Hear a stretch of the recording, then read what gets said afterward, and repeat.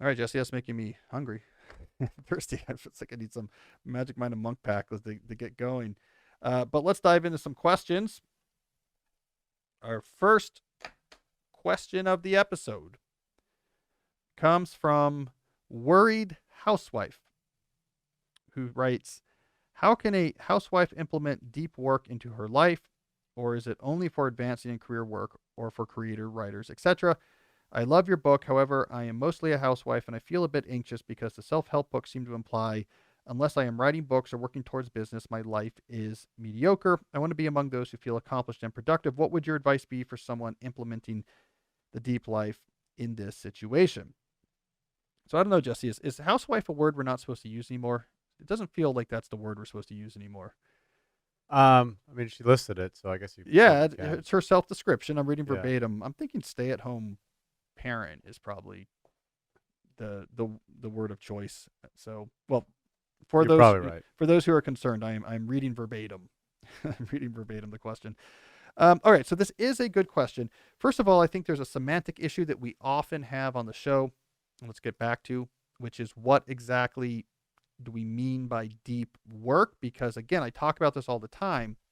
I think deep work gets generalized into areas in which it was not meant to originally apply. So, really, the intention behind the phrase deep work is very focused. It is when you're doing a specific type of cognitive heavy work, it is a mode of doing that work in which you minimize back and forth context switching. So, you give the thing you're working on full attention with minimal back and forth context switching. The main argument being that if you have a hard cognitive task to do, giving that sustained attention without context shifting is going to be more effective than trying to work on that task while also switching your attention back and forth. So that is functionally what deep work is. And then the larger hypothesis in the book, Deep Work, is that this is broadly valuable in a lot of knowledge work fields, and it's becoming more valuable in a lot of knowledge work fields, especially in the American context. And we're not paying attention to it. So that we're setting up work systems that have an accidental side effect of requiring lots of context switching, requiring lots of time fragmenting, make it very difficult to actually work on cognitive tasks in this manner. And so we execute those tasks worse. And so the argument is we should actually prioritize in that work context, giving people unbroken time to work without distraction. That's very narrow. So that would have very little relevance if you're asking about uh, I'm at home with the kids. So you're not working in a knowledge work job that's asking of you to do these sort of very specific, cognitively demanding work tasks. So these worries aren't relevant to that situation.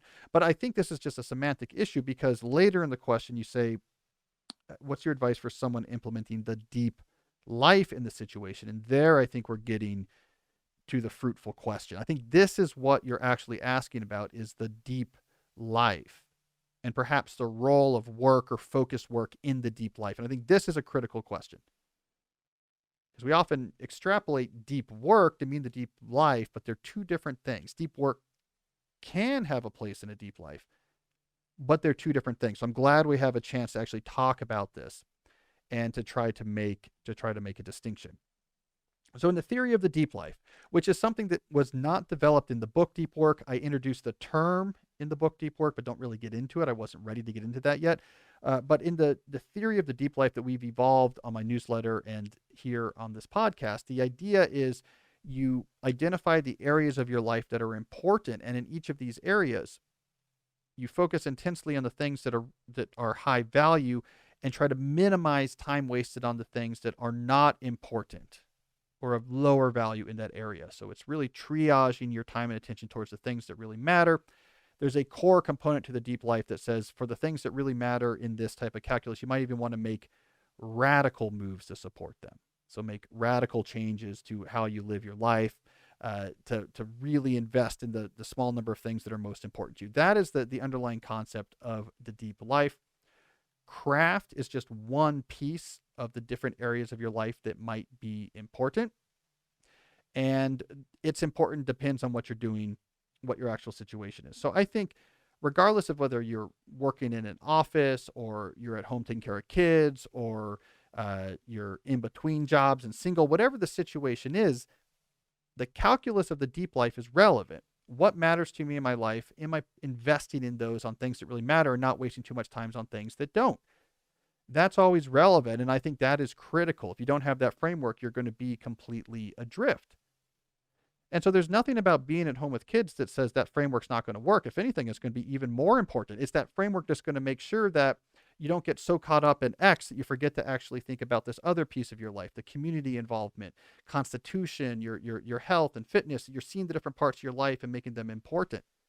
The family commitment, the family there is going to be really critical when you do that deep life calculus. I mean, this is a when we talk about radical moves to align your life with your current values. If you're dedicating your time to trying to uh, help your kids raise in a stable, loving environment and cultivate the type of attributes and values you would want in leaders and adults who in the future we're going to look to with respect, that's an incredibly important endeavor.